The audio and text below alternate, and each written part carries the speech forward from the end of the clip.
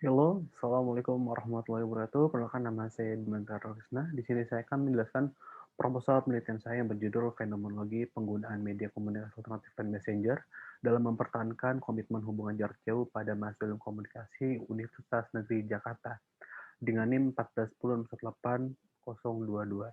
Nah, di sini saya akan menambahkan matriks cara kita membuat sebuah instrumen wawancara yang di mana metrik ini adalah pedang kita nanti.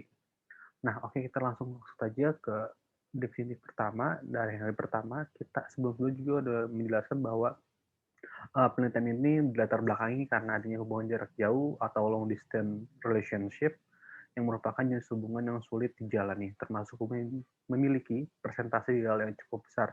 Karena tidak banyak orang-orang yang menjalani hubungan LDR ini hanya sebentar, kurang lebih 3 bulan, paling lama mungkin ada 1 bulan, karena banyaknya hambatan komunikasi dan konflik yang terjadi pada kedua pasangan. Nah, yang kedua, komunikasi sangat berperan dalam komunikasi jarak jauh dan pasangan memiliki upaya atau strategi masing-masing untuk berkomunikasi. Nah, yang ketiga, munculnya berbagai aplikasi messenger, salah satunya Line, yang digunakan untuk membantu hubungan jarak jauh dengan berbagai fitur yang ada seperti video call, emoticon, chat, call, atau uh, mengirim informasi lainnya. Nah, di sini ada rumusan masalah. Rumusan masalahnya adalah bagaimana pasangan jarak jauh dalam menggunakan aplikasi lain sebagai alternatif media komunikasinya sebagai upaya mempertahankan hubungan asmara. Tujuan penelitiannya mengetahui aktivitas komunikasi jenis konflik dan bentuk komitmen pasangan jarak jauh melalui penggunaan aplikasi lain sebagai salah satu media alternatif media komunikasi. Lalu ada manfaat penelitian, mampu untuk lebih selektif untuk memilih media agar komunikasi dapat berjalan dengan efektif, lalu meminimalisir konflik dengan baik yang ditimbulkan dalam berhubungan jarak jauh. Nah, di sini saya menggunakan teori CMC Walter, di mana teorinya terletak pada inovasi, metode menyampaikan emosi dalam pesan yang digunakan ya pada line ini saya ambil contoh emoticon terjadi saat pengguna menemukan cara yang lebih baik saat mengekspresikan diri karena saat kita melakukan LDR kita tidak bisa langsung ketemu dengan pasangan kita ya cara lainnya kita menggunakan emoticon untuk mengekspresikan apa yang ada dalam tubuh kita atau apa yang ada di dalam perasaan kita misalkan kita sedih kita mengeluarkan emoticon sedih kalau senyum kita mengeluarkan emosi senyum. Nah, dari CMC ini dijelaskan bahwa uh, kita bisa melakukan interaksi walaupun tidak face to face. Selanjutnya, ada komunikasi internasional, interpersonal maksud saya. Burhan Bungin pada 2008 menjelaskan bahwa komunikasi interpersonal adalah komunikasi antar perorangan yang bersifat pribadi, baik terjadi secara langsung maupun tidak langsung. Nah, di sini ada beberapa penelitian terdahulu. Ini ada variabel juga penggunaan aplikasi messenger dalam membangun komitmen pacaran jarak jauh. Metodologinya seperti kemarin saya sudah jelaskan juga, metodologi yang saya lakukan adalah metode deskriptif dengan pendekatan fenomenologi. Karena dengan pendekatan konstruktivis ini kita bisa memandang sebuah realitas dan ini juga berkaitan penuh dengan pendekatan yang saya pilih itu fenomenologi di mana saya ingin mengungkap fenomena di dalam fakta itu ada apa sih. Nah, ini kualitatif, pendekatannya fenomenologi. Untuk analisisnya, berarti mahasiswa ilmu komunikasi yang melakukan pacaran jarak jauh dan telah menjaga hubungan jarak jauh minimal 3 bulan.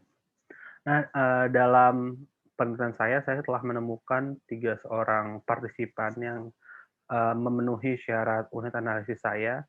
Yang pertama ialah Harman, lalu yang kedua Anita, lalu yang ketiga ada seorang yang tidak ingin disebutkan namanya. Namun ketiga orang ini melakukan hubungan jarak jauh di mana mereka berhubungan jarak jauh, namun uh, berbenturan karena berbeda kampus dan berbeda wilayah. Saya ambil contoh teman saya yang bernama Harman. Harman ini sekarang dia berkuliah di UPN Jakarta, lalu dengan pacarnya yang berkuliah di UNS Malang. Nah, untuk metode pengumpulan datanya, mengdata menggunakan materi audiovisual, lalu ada dokumenter, lalu ada observasi juga untuk memperkaya penelitian saya. Ada coding, keabsahan data, tentu kita melakukan triangulasi metode ya, di mana kita membandingkan dari tiga jawaban narasumber dan dijadikan sebuah satu kesatuan. Nah, lalu yang penting kita mungkin langsung masuk ke pembuatan matriks saja. Mungkin ini saya akan ganti dulu share screen ya, bentar. Sebentar teman-teman.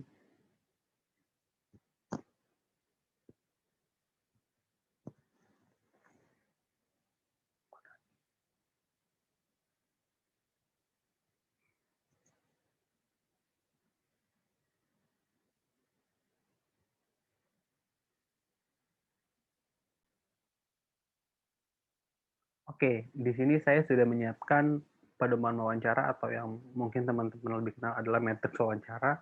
Di sini saya mempunyai judul Fenomenologi Penggunaan Media Komunikasi Alternatif Lain dalam Mempertahankan Komitmen Hubungan Jarak Jauh pada Mahasiswa Ilmu Komunikasi Universitas Jakarta. Nah, fokusnya kepada mahasiswa ilmu komunikasi UNJ, teman-teman ya. Nah, di sini ada poin penting sebenarnya kalau kita ingin membuat matriks wawancara. Kalau dari saya sendiri, saya menggunakan lima unsur. Yang pertama adalah judul sebagai apa pedoman utama kita. Dan nanti yang bisa kita tuangkan nanti indikator. Nah, kita coba lihat di sini. Judul saya ambil fenomenologi penggunaan media komunikasi alternatif lain dalam bla bla bla. Nah, di sini indikator yang saya ambil adalah fenomenologi. Kebetulan fenomenologi ini mempunyai turunan lagi teman-teman. Fenomenologi ini yang saya baca beberapa buku fenomenologi itu adalah memiliki 3 subindikator. Yang pertama fenomena, intensionalitas, lalu ada intersubjektivitas. Nah, subindikator ini teman-teman harus dikaitkan dengan kajian pustaka teman-teman. Nah, jadi sebenarnya matriks wawancara ini ibaratnya peta teman-teman deh, peta teman-teman kalau ingin melakukan wawancara.